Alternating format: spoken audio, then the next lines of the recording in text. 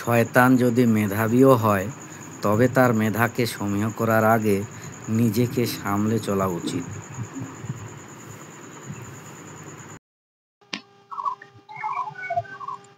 Al-Amin mission পরীক্ষায় সকলকে স্বাগতম। যারা এবছর 2025 সালে আল-আমিন মিশন পরীক্ষা দিচ্ছেন, নমুনা প্রশ্নপত্র যেমন দেওয়া আছে, আল-আমিন মিশনে কিন্তু সেই রকম কোশ্চেন হবে না, এটা আমার ব্যক্তিগত মত। এবং কোশ্চেনগুলো একটু অন্যরকম ভাবে আসবে, ফলে এবছর স্যাম্পল পেপার বা নমুনা প্রশ্নপত্রের সঙ্গে আল-আমিন মিশনের পরীক্ষার মিল নাও থাকতে পারে।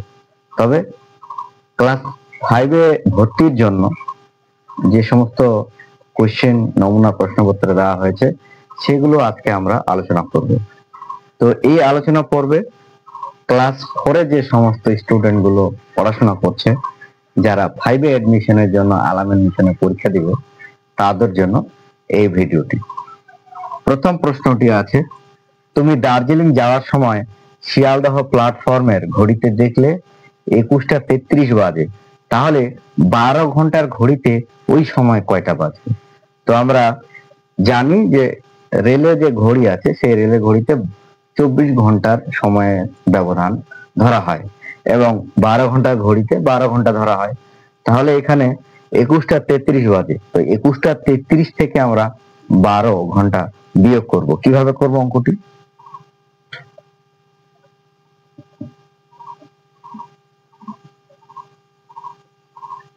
একুশটা 33, এবার আমরা বিয়োগ করব 12 ঘন্টা। এইভাবে আমরা 12 ঘন্টাকে লিখবো, লিখে বিয়োগ চিহ্ন দেব। তো বিয়োগ করলে আমাদের দাঁড়াবে 3 3। এখান থেকে যদি আমরা বিয়োগ করি তাহলে আমরা পাবো 9। তাহলে 12 ঘন্টার ঘড়িতে যে সময়টি দেখাবে সেটি হলো 9:33।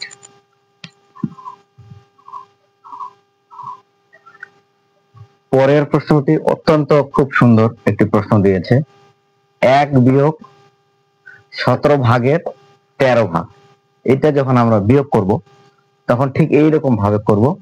নিচে আমরা 17 লিখবো, যেহেতু হর 17, তাহলে 17 লিখবো এবং এই প্রথম 1-এর সঙ্গে এই 17 আমরা গুণ করে দেব, তাহলে পাবো 17 বিয়োগ। এবার 17 দিয়ে 17কে ভাগ করলে আমরা পাই 1। ওই 1 দিয়ে উপরের 13কে আমরা গুণ করব, তাহলে 13-1-এ 13। এরপর আমরা কি করব, এদের মধ্যে বিয়োগ করে দেব। 17 থেকে 13 বিয়োগ করলে পাওয়া যায় 4, আর নিচে থাকলো 17। তাহলে এটি হলো আমাদের উত্তর। 17 ভাগের 4 ভাগ হবে এই প্রশ্নটির উত্তর।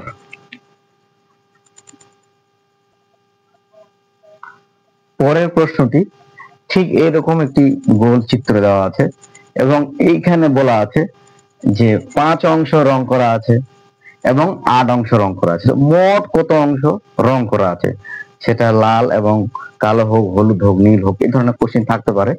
তো আমাদের মোট কতগুলো ঘর রং করা আছে? তাহলে প্রথমে আছে 5 ঘর, তারপরে 8 ঘর, অর্থাৎ আমাদের রং করা আছে কত ঘর? 13 ঘর রং করা আছে। তো আমরা এখানে যদি ঘরগুলো কাউন্টিং করি তাহলে দেখতে পাবো 16টা ঘর আছে। তো 16টা ঘরের মধ্যে আমাদের 13টা ঘর রং করা আছে। তাহলে কত অংশ রং করা আছে? কত অংশ মানে আমরা লিখব টোটাল কত ঘর আছে। টোটাল ঘর আছে 16 এবং তার মধ্যে রং করা ঘর আছে 13। ব্যাস, এইটুকু আমরা লিখবো, অঙ্কটা হয়ে যাবে। পরের প্রশ্নটি, 5/2-কে দশমিক ভগ্নাংশে প্রকাশ করো। এই ভগ্নাংশটি আমরা কিভাবে প্রকাশ করব? প্রথমে আমাদের কি করতে হবে, এই 5 দিয়ে 2-কে ভাগ করার চেষ্টা করতে হবে। তাহলে আমরা আলাদাভাবে নেব এবং 2 লিখব।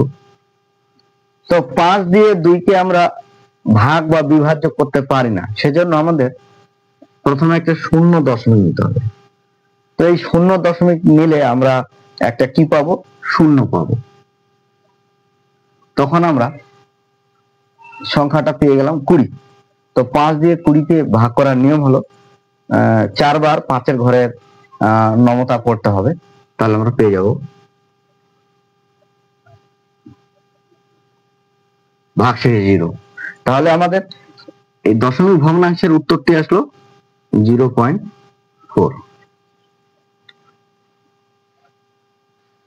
পরীক্ষায় এরকম প্রশ্ন থাকতে পারে, অনেক সময় দেয় যে একটি নির্দিষ্ট সরলরেখার দৈর্ঘ্য মাপতে, বা একটা ত্রিভুজের 3টা বাহু দেওয়া আছে, সেই বাহু 3টা পরিমাপ করে লিখতে হবে। তো কিভাবে আমরা লিখবো এটা? প্রথমে আমরা এবি বাহু নিব, নিয়ে এই বাহুটি পরিমাপ করে আমরা এখানে সমান চিহ্ন দিয়ে কিছু একটা অঙ্ক লিখবো। মনে করেন যে এখানে 4.5 সেমি হলো, তাহলে আগে লিখবো 4.5 সেমি। আমি আনুমানিক লিখছি, আপনারা কিন্তু মেপে লিখবেন, এবং যে অঙ্কের টিচারের কাছে আপনি পড়াশোনা করছেন, সেটা মিশনে হোক বাড়িতে হোক, সেখানে কিন্তু স্কেলটা ঠিকঠাক আছে কিনা, স্কেলের মাপটা ঠিকঠাক আছে এটা কিন্তু দেখে নিতে হবে, না হলে কিন্তু নম্বরটা পাওয়া যাবে না। তাই অনেক সময় স্কেলের মাপ একটু ভুল থাকে, ভুল যাতে না থাকে সেটা কিন্তু দেখে নিতে হবে টিচারকে দিয়ে। পরেরটা বিসি একইভাবে আমরা পরিমাপ করব এবং লিখবো। এখানে মনে করেন আমি লিখলাম 5.2 সেমি। তো এরকম ভাবে বাকিগুলো লিখতে হবে। তাহলে আমার এই বাহুটা হয়ে গেল, এই বাহুটা হয়ে গেল, এরপর আসবে এই বাহুটা, তাহলে এসি বাহু সেম ভাবে আমরা পরিমাপ করব। পরিমাপ করে মনে করেন যে আমরা পেয়ে গেলাম 6.1 সেমি। তাহলে এরকম ভাবে বাহুগুলো আমাদের মাপতে হবে। অনেক সময় বলে দিতে পারে যে একটা সরল রেখা দিল এবং এই সরল রেখাটির দৈর্ঘ্য পরিমাপ করে, তখন আমাদের সরল রেখাটির একটা নাম দিতে হবে, হতে পারে এবি বা কখ, যেটা পছন্দ আপনার। কিন্তু নামটা লেখার সময় আপনাকে এরকম ভাবে ডিনোট করতে হবে যে এবি সরলরেখা, হ্যাঁ, উপরে এরকম একটা চিহ্ন দেবেন, তাহলে বোঝা যাবে যে এটা একটা সরলরেখার চিহ্ন। তাহলে এবি সরলরেখার মান কত? 2.5 সেমি ধরে নিলাম, আমি এটা পরিমাপ করলাম এবং সেটা পেলাম 2.5 সেমি। তো এইভাবে লিখব। পরের প্রশ্নটি দেওয়া আছে ভাজ্য সমান ভাগফল গুণ ভাজক প্লাস ভাগশেষ। তো এখানে এই জায়গাগুলোতে শূন্যস্থান থাকে, অনেক সময় দেয়। তো এই ভাজ্য যদি আমরা বের করি, তাহলে ভাগফল এবং ভাজককে গুণ করতে হবে এবং তার সঙ্গে ভাগশেষকে যোগ করতে হবে। তাহলে কিভাবে করবো এটা? ভাজ্য কোন অংশটা আমরা একটু দেখে নিব। মিডলের যে অংশটাকে, যাকে আমরা ভাগ করি, সেটা হলো ভাজ্য। আর ভাজক কোনটা? যে সংখ্যাটি দিয়ে আমরা ভাজ্যকে ভাগ করি, সেটা হলো ভাজক। তাহলে এখানে আমরা লিখবো ভাজক। এবং এই ভাজক দিয়ে ভাজ্যকে ভাগ করার পর যত ঘরের নামতা পড়ি সেটা হলো ভাজক। ভাজক গুণ ভাগফল যোগ ভাগশেষ সমান হবে কি? ভাজ্য। অর্থাৎ এই ভাজক এবং ভাগফল আমরা গুণ করব এবং তার সঙ্গে যোগ করব ভাগশেষ, তাহলে আমরা কি পাবো? এই ভাজ্য অংশটি পাবো।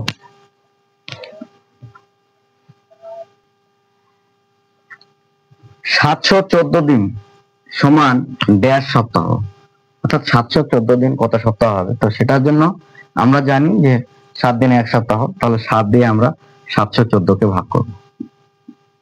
এটার ভাগ করার নিয়ম হলো, প্রথমে আমরা একটা ঘর ভাগ করার চেষ্টা করব। তো 7 দিয়ে 7কে ভাগ করা যায়, তাহলে আমরা একটা ঘর নিলাম, তাহলে আমরা একবার দেব, 7 হলো। এরপর আমরা এটা বিয়োগ করলাম, বিয়োগ করে সামনে শূন্য লেখার দরকার নেই, 1 আসলো। পরে একটা ঘর নামবে, অর্থাৎ একটা ঘর নামবে, পরের ঘরটা কিন্তু নামবে না। তাহলে 7 দিয়ে 1কে কি ভাগ করা যায়? যায় না। অর্থাৎ 7 দিয়ে 1কে বিভাজ্য করা যাচ্ছে না, জন্য আমরা কি করব? একটা শূন্য নিয়ে নেব। যখন আমরা একটা শূন্য নেব, তখন এই পরের 4 এই অঙ্কটি নিচে আমাদের চলে আসবে। তারপরে আমরা কি করব? এই 7 দিয়ে 14কে বিভাজ্য করার চেষ্টা করব। তাহলে 2 বার দিব, তাহলে হবে 7 দুগুণ 14। এখানে লিখবো 0। অনেকে আমরা এখানে কাটা চিহ্ন দেই, কাটা চিহ্নটা ব্যবহার করব না, এখানে 0 চিহ্ন ব্যবহার করব। তো এটার উত্তর আসলো 102 সপ্তাহ। পরের প্রশ্নটি দেওয়া আছে যে একটি সমবাহু ত্রিভুজ দেওয়া আছে এবং সমবাহু ত্রিভুজের পরিসীমা দেওয়া আছে 15 সেমি। তাহলে সমবাহু ত্রিভুজের প্রত্যেকটি বাহুর দৈর্ঘ্য কত, কিভাবে পাবো? পরিসীমা বিষয়টি হলো বেড়া দেওয়া, ঘেরা দেওয়া। তো সমবাহু বলেছে 3টা বাহুর দৈর্ঘ্য হলো সমান, এটা যত হবে এটাও তত হবে, এটাও তত হবে। অর্থাৎ এই 3টা বাহু যদি যোগ করি আমরা তাহলে পাবো কত? 15 পাবো, এবং 3টা বাহুর দৈর্ঘ্য হবে সমান। তাহলে আমরা 15কে 3 দিয়ে ভাগ করব, তাহলে 5 সেমি হলো। 15 দিয়ে আমরা ভাগ করলাম, কত হলো? 5 সেমি। অর্থাৎ এবি যে বাহুটা আছে, এবি বাহুর দৈর্ঘ্য কত? 5 সেমি।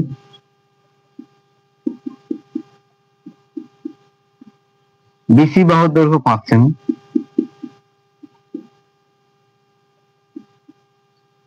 এবং সিএ বা এসি বাহুর দৈর্ঘ্য হলো 5 সেমি।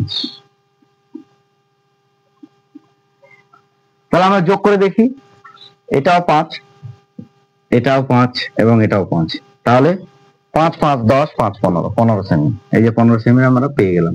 অর্থাৎ 15 সেমি যদি পরিসীমা হয় তাহলে সেই ত্রিভুজের প্রতিটি বাহুর দৈর্ঘ্য হবে 5 সেমি, 5 সেমি করে।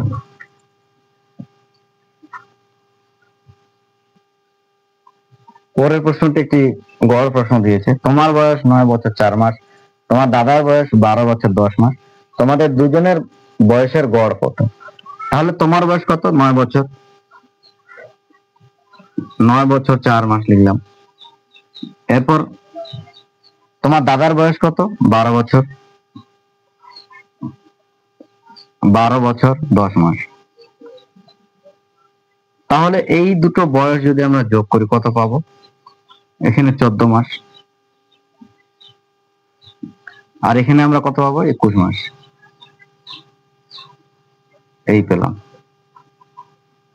তো এরপরে আমরা এটাকে গড়, অর্থাৎ গড় মানে হলো ভাগ করে দেওয়া। এখানে কতজনের বয়স আমরা বের করছি? 2 জন, তোমার এবং তোমার দাদার। তাহলে 2 জনের বয়স বের করছি, তাহলে গড় বয়স বললে 2 দিয়ে আমরা ভাগ করে দেবো। যদি 4 জন বলতো 4 দিয়ে ভাগ করে দিতাম। তাহলে এটাকে যদি আমরা 14 মাস থেকে 2 মাস পরে থাকবে, তাহলে 1 বছর এখান থেকে আমরা টেনে আনতে পারবো। তাহলে 21 যোগ 1 সমান কত হলো? 22 বছর, 22 বছর। আর এখানে আমরা যেহেতু 1 বছর অর্থাৎ 12 মাস বের করে নিয়েছি, তাহলে পড়ে থাকলো 2 মাস। এরপর আমরা এটাকে যদি 2 দিয়ে ভাগ করে দেই তাহলে কি পাবো? 22 অর্ধেক 11। তো গড় বয়স সমান চিহ্ন 2 দিয়ে যদি আমরা 22কে ভাগ করি তাহলে পাবো 11 বছর, এবং 2 দিয়ে যদি আমরা 2কে ভাগ করি তাহলে পাবো 1 মাস। তাহলে গড় বয়স আসলো 11 বছর 1 মাস।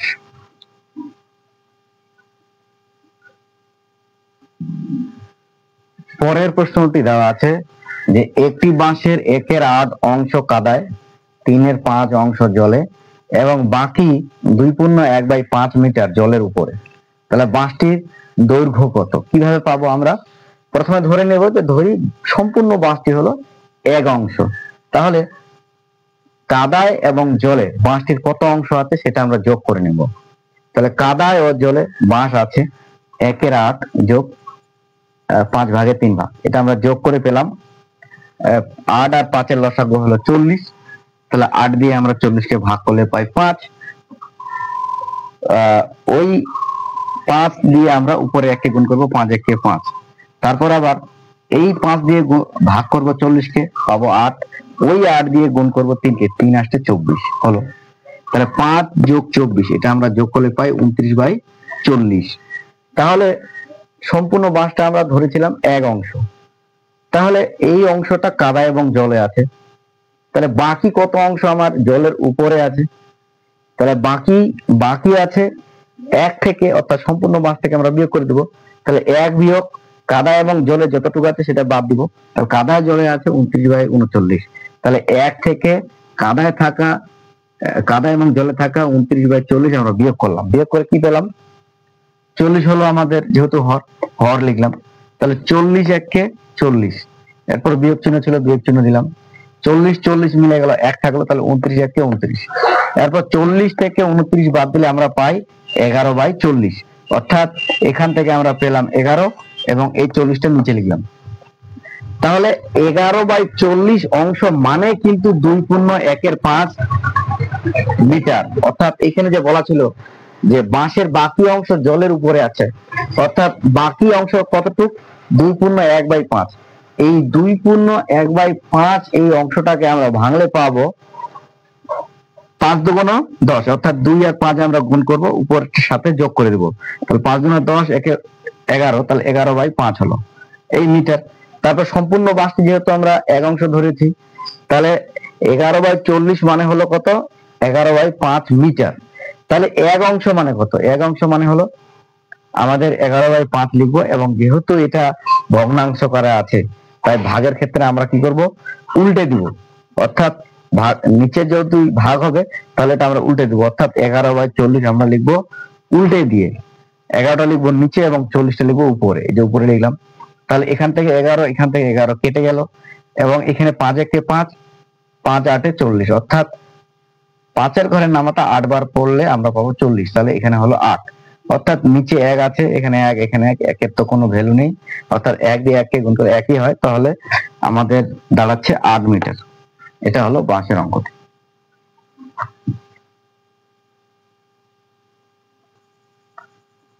পরের অঙ্কটি লঘিষ্ঠ আকারে প্রকাশ করার কথা বলা হয়েছে, অর্থাৎ 0.65। এটাকে যদি আমরা লঘিষ্ঠ আকারে প্রকাশ করি, লঘিষ্ঠ কথার অর্থ হলো ছোট, অর্থাৎ ছোট আকারে প্রকাশ করব। তাহলে এখানে লিখবো আমরা উপরে 65 লিখলাম, এবং এই দশমিক তোলার জন্য আমরা পাবো 1, এবং পাশে দুটো ঘর আছে, দুটো শূন্য আমরা নিই। এই এরপর আমরা 5-এর ঘরের নামতা পড়ে, যেহেতু এখানে শেষে 5 আছে এবং 0 আছে, শেষে এবং 5 এবং 0 থাকলে আমরা 5 দিয়ে বিভাজ্য করতে পারি। তাহলে এখানে আমরা লিখবো 5 তেরং 65, 5-এর ঘরের নামতা, এবং 5 × 100, অর্থাৎ আমাদের আসলো 13/20। এটি আমাদের লঘিষ্ঠ আকার। লঘিষ্ঠ মানে ছোট আকার। পরের প্রশ্নটি আছে যে 12কে আমরা কিভাবে বিভাজ্য করতে পারি, অর্থাৎ এই 12 যে প্রশ্নটি দিয়েছে এই প্রশ্নটি বিভিন্ন ভাবে করতে পারি। যেমন 12কে আমরা কিভাবে বিভাজ্য করতে পারি এটি আমরা দেখব। যদি 12-র উৎপাদক গুলো আমরা লিখি তাহলে কিন্তু 12কে আমরা কিভাবে বিভাজ্য করতে লিখতে পারবো। যেমন 12কে আমরা 2 দিয়ে বিভাজ্য করতে পারি, 12কে আমরা 3 দিয়ে বিভাজ্য করতে পারি, 12কে 4 দিয়ে বিভাজ্য করা যায়, 12কে 6 দিয়ে বিভাজ্য করা যায়, আবার 12কে 12 দিয়ে বিভাজ্য করা যায়। অর্থাৎ উত্তরগুলো হবে 1, 2, 3, 4, 6 এবং 12।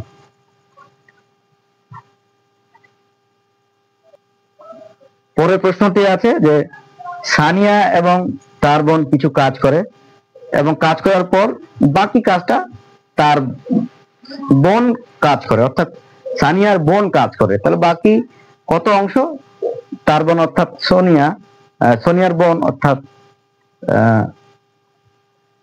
সোনিয়ার ছোট বোন কাজ করেছিল সেটা আমরা লিখবো। তাহলে এখানে সোনিয়া এবং তার বোন কত কাজ করে সেটা আমরা লিখবো।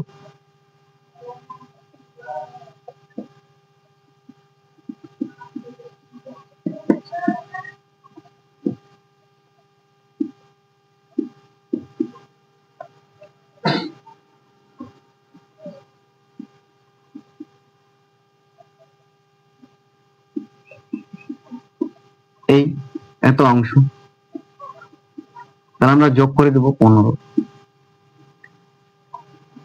তাহলে 15 দিয়ে 15কে ভাগ করলে 1 হয়, এবং উপরে 15কে 15 দিয়ে ভাগ করলে 7 হচ্ছে, তাহলে 8/15 অংশ।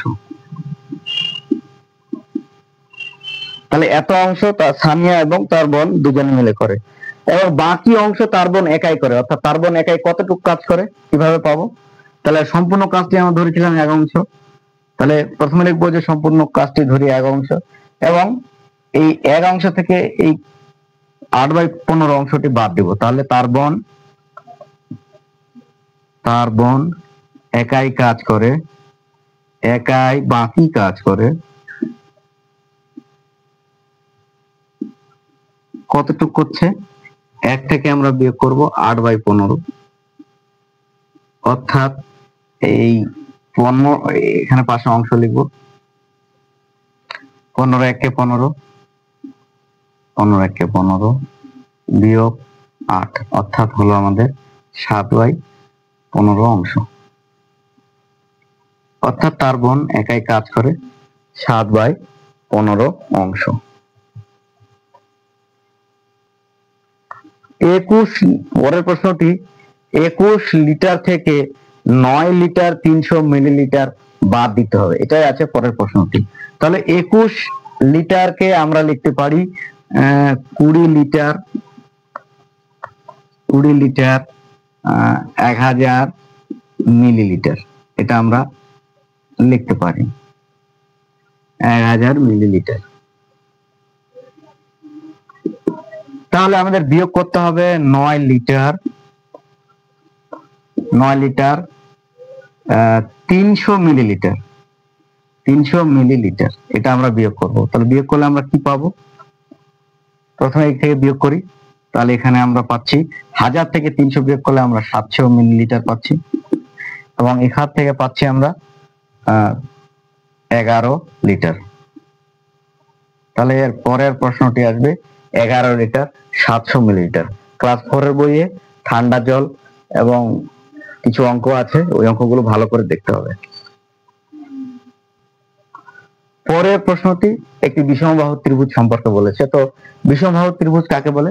যে ত্রিভুজের 3টি বাহুর দৈর্ঘ্য অসমান, অর্থাৎ একটা সঙ্গে আরেকটা মেলে না, সেই রকম ত্রিভুজকে আমরা বলছি বিষমবাহু ত্রিভুজ। তাহলে একটা বিষমবাহু ত্রিভুজ আমরা আঁকবো, এবং আঁকার পর ত্রিভুজের নাম দেব, এবং ত্রিভুজের বাহুগুলো আমরা দৈর্ঘ্য পরিমাপ করে পাশে লিখব। ত্রিভুজের বাহুগুলো দৈর্ঘ্য পরিমাপ করে আমরা পাশে লিখব, সেটা কত সেমি হবে সেই সেমিগুলো আপনারা বিষমবাহু ত্রিভুজ এঁকে তার নাম দিয়ে পাশে এভাবে লিখতে হবে। এই সেমি কথাটা কিন্তু লিখতে হবে, এককটা লিখতে হবে। পরের প্রশ্নটি, একটি ত্রিভুজ দেওয়া আছে, ছবিটা ঠিক এরকম আছে, তো এই ছবিটাই আমরা বিশ্লেষণ করব। প্রথমে একটি ত্রিভুজ দেওয়া আছে, এই ত্রিভুজটাকে ঠিক এইরকম ভাবে দেওয়া আছে,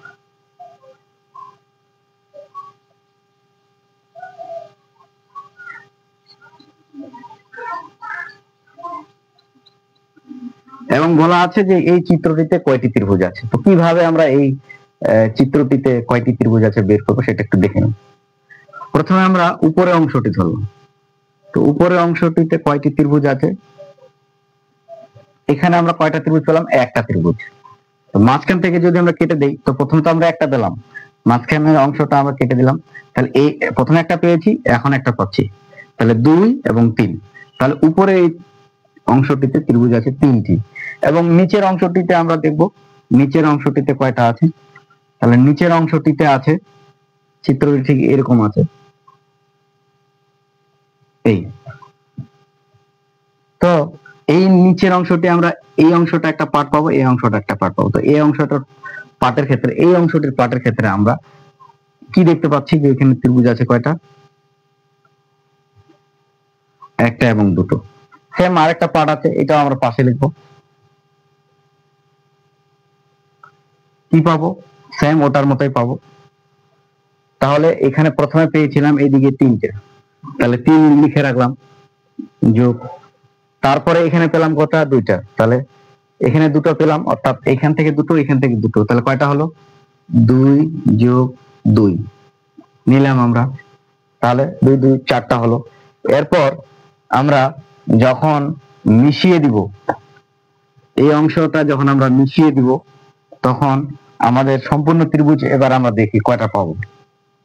এবার আমরা যখন জয়েন করে দিচ্ছি, জয়েন করার পর ত্রিভুজ পাচ্ছি 1 2 3 4, তাহলে আবার 4টা ত্রিভুজ পেলাম, যুক্ত করে দেওয়ার পর ত্রিভুজ পেলাম 1 2 3 4। এরপর যদি আমরা এই অংশগুলোকে বাদ দেই, এই অংশগুলোকে যদি বাদ দেই, তাহলে আমরা এইখানে একটা ত্রিভুজ পাচ্ছি এবং এইখানে একটা ত্রিভুজ পাচ্ছি, তাহলে আরো 2টো ত্রিভুজ পেলাম, অর্থাৎ এই অংশগুলো বাদ দিলাম, তাহলে এই অংশটি এই অংশটি এবং এই অংশটি, আরো দুটো ত্রিভুজ পেলাম। তাহলে এখানে সর্বমোট ত্রিভুজ দ্বারা হলো 15টি। তাহলে এখানে আমাদের সর্বমোট ত্রিভুজ দ্বারা হলো 15টি, কারণ এই অংশ দুটো আমরা এটা এবং এটা জয়েন করার পর আমরা এখানে আবার 2 নিলাম। তাহলে ত্রিভুজ সংখ্যা আমরা পাচ্ছি কয়টা? 15টা। কিভাবে করব? প্রথমে আরেকবার বলছি, এই অংশটি আমরা এভাবে নিব, একটা ত্রিভুজ, এরপর আমরা ভাগ করে দিলাম। তাহলে প্রথমে একটা পেয়েছিলাম, তাহলে 2 এবং 3, তিনটা হলো, তাহলে উপরে হলো 3টা, এই যে 3 লিখলাম। তারপরে এই অংশটি আলাদা করে যদি আমরা এরকম ভাবে নিই, তাহলে ত্রিভুজ পাচ্ছি কয়টা? দুটো, একটা, দুটো। তাহলে এইটা পেলে আমরা দুটো পেলাম। তাহলে সেম ভাবে এটাও পাবো, সেম ভাবে এটাও যদি আমরা ভাগ করে নিই, তাহলে কি পাবো? একটা, দুটো। এবার একটা, দুটো, তাহলে আমরা এখান থেকে দুটো পেলাম, 2 লিখলাম, এখান থেকে দুটো পেলাম, 2 লিখলাম। এবং এই যে 4-এর গল্পটি, এই 4-এর গল্পটি যখন আমরা যুক্ত করছি তখন কিন্তু আরো 4টা ত্রিভুজ পাচ্ছি। কি করে? 1, 2, 3, 4। এবার আমরা যুক্ত করে 4টি পাচ্ছি, তাহলে 4টা পেলাম। এবং আমরা দুটো ত্রিভুজ কি করে পাচ্ছি? দুটো ত্রিভুজ এইভাবে পাচ্ছি যে এই যে অংশগুলো আমরা যুক্ত করে দিলাম, এই অংশগুলো যুক্ত করে দিয়ে এখানে একটা ত্রিভুজ পেলাম, এবং এইখানে আর একটা অংশ আছে, এখান থেকে দুটো ত্রিভুজ পেলাম। তাহলে এখান থেকে আমরা কয়টা ত্রিভুজ পেলাম? দুটো। এবং আমরা এই অংশটি, এখানে যেহেতু একটা ত্রিভুজ পেয়েছিলাম, এই অংশটিকে আমরা আলাদাভাবে আবার করলাম। এই অংশটি, শুধুমাত্র এই অংশটি থেকে আমরা একটা, দুটো, আবার দুটো ত্রিভুজ পেলাম, তাই আমরা 2 লিখলাম। অর্থাৎ যোগ করে আমরা দেখলাম যে 15টি ত্রিভুজ আছে। এই প্রশ্নটি কিন্তু জিকের মধ্যে পড়ে, রিজনিং এর মধ্যে, ভালো করে দেখতে হবে।